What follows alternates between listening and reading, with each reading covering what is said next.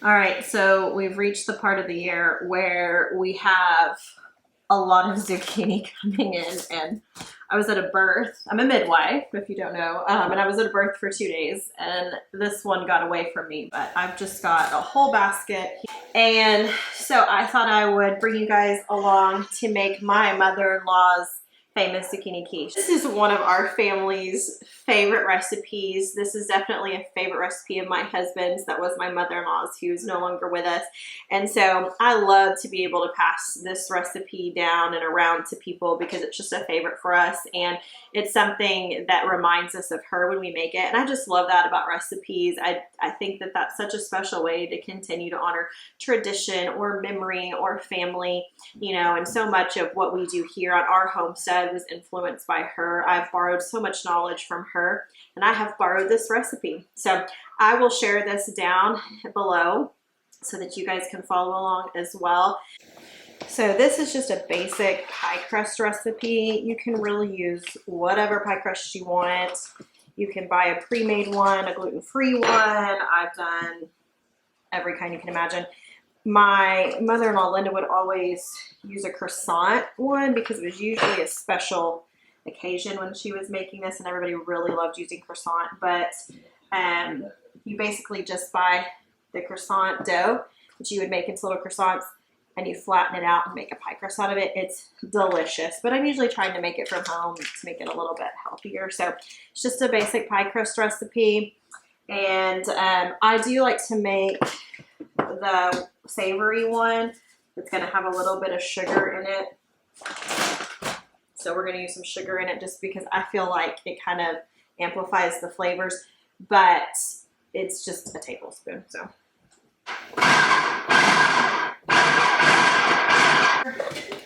just going to dump it out on my board here. So you don't want to overwork it too much, but we're going to divide it into what seems to be two. If you're an exact kind of person, you might weigh it. I'm not ever going to be an exact kind of person. All right, and then I just like to go ahead and flatten it out a little bit. I've made the two pie crusts before and done dessert with one half. Actually did that last time.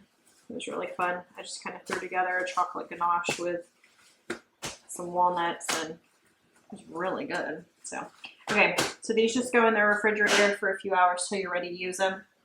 I'm the worst at pre-planning. I will often throw them in right as I'm starting to make the zucchini quiche, and they're just fine. So I'm a clean as I go kind of person, so I'm going to clean up this mess and then we'll get started.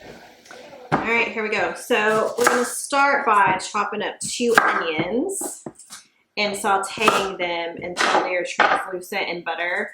I use a lot of butter. I'm trying to remember what the recipe, half a cup of butter. And you want to use every bit of that half a cup of butter, honestly, to make it taste the way that you want. And then, like I said, sometimes I do a double recipe. I don't think I'm going to do a double recipe today. I'll just save that other pie crust to do some other sort of quiche. I love to make a dump quiche. This is where I go through and see what all I have in the refrigerator and dump it all together to make some sort of quiche or frittata. And so I'll probably just save that other crust. It does call for 1.5 pounds of zucchini. So I thought it'd be fun to weigh this zucchini I have over here and see exactly how much it weighs.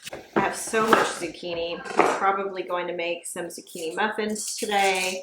And then I will probably just chop it up and freeze some of it.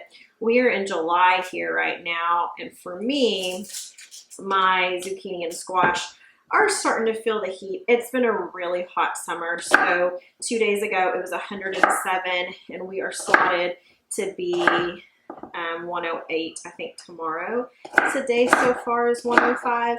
It's hot, and my garden has stayed nice and watered, actually. You know, there's the temptation to overwater, and I don't think that I have, but it's hot, and I just think that the plants can only handle so much. We eat a lot of zucchini in our house, and so this year I paid so much attention to the pest pressure of my zucchini and summer squash, and they did really well. But because I was paying so much attention to that, my cucumbers kind of suffered. So I have plans of probably pulling everything out in the next 2 weeks and then restarting. I'm in zone 8A, have a really long growing season. I'll be able to restart everything that I did in April and hopefully get a decent harvest. I take this over to the stove and we're gonna get to sauteing it. Here we go. So sometimes when you let one get away from you, yeah, the inside can be kind of like spongy, and that can definitely make it hard to use, especially for like sauteing, but it looks great. I mean, this will be perfect, I think, for this recipe. We're just gonna have to be creative with it because that would be some really big slices going in your mouth. So I think right now we've quartered it. So I think I'm gonna cut all these in half again, but I thought it would be fun to weigh it out. Let's see how much it is. So this recipe calls for 1.5 pounds of zucchini. So let's take a look and see how big. Well, we're at 1.5 right there. If I throw this guy in, we're at 1.8, but I think I'm gonna go for it. I think I'm just gonna use all of it. So 1 zucchini. It's making a meal for my family. That's pretty incredible.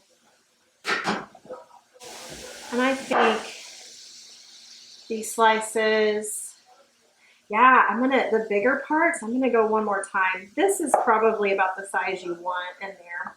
So I will tell you that I also like to use straight necks, summer squash, the yellow in it. I think it adds a really sweet flavor. That's not what the original recipe calls for by any means, but it is yummy. I don't remember at what point I did that, and my mother-in-law approved, so we tend to do that. I was going to do that today, but I don't think we need to. We have plenty, so I'm going to have to get creative. We shall see. We are going to be having zucchini for sure all week. So I went ahead and added all the spices once the onions were getting pretty translucent. And then right after that, I dumped in all of the zucchini, and we're just gonna cook this down. I always forget how long this takes. I always think this is such a simple recipe. We just dump it all in, which you really do. But it really will take us about 20 minutes to get the zucchini cooked all the way down to where they're all nice and soft before we're gonna add them to the pie crust. All right, so while that's cooking down, I'm gonna go ahead and get my pie crust ready to go. I love, I'll link it below, this little mat that I have here. It allows me to measure out the proper size, little circles, hopefully you can see, for what you're going for, which is 9 inches for me. And then this I love as well because it has these little rings that you put on the end. Going for 1/4 of an inch, and you put your 1/4 of an inch or your 1/8 of an inch. It keeps everything completely even. Absolutely love both of these tools. I had them on my wish list for Christmas, and my Secret Santa got them for me. All right, I kept my saran wrap on here so that I can just lay this right on top. Then you can actually press it in much easier. See, it doesn't stick to your fingers this way. So for this one, I don't use any of the baking beans. I'm just gonna do 4 coals all in the bottom. And then we're going to par bake this for 10 minutes. So the mixture on the stove is almost finished. And then I've got the pie crust in the ovens doing the par baked. So now we're gonna do the egg and cheese mixture. I probably should have pulled out my KitchenAid attachment for this. I have one of those attachments where you can feed the cheese through and it just shreds it for you.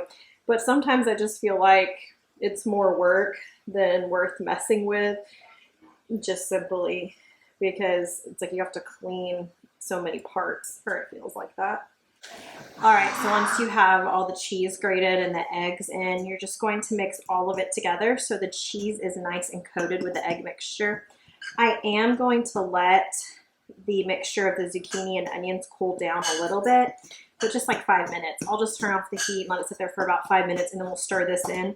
So you do want the eggs and the cheese and totally incorporated so that whenever you pour it in, it doesn't make scrambled eggs. That would not be tasty.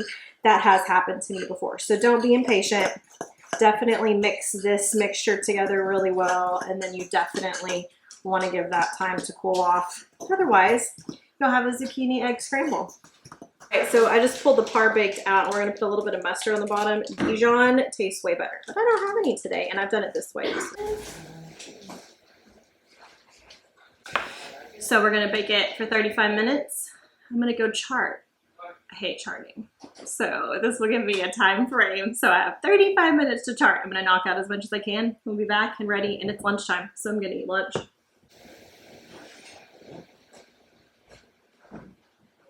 All right, here we go. See if I can get some teenagers to try this. Oh, I'm so excited. One cool thing about it too is that I think it's delicious cold. So cold, hot, room temperature. This is one of our favorites. So I hope you give it a try and honor my mother-in-law, Linda's famous quiche.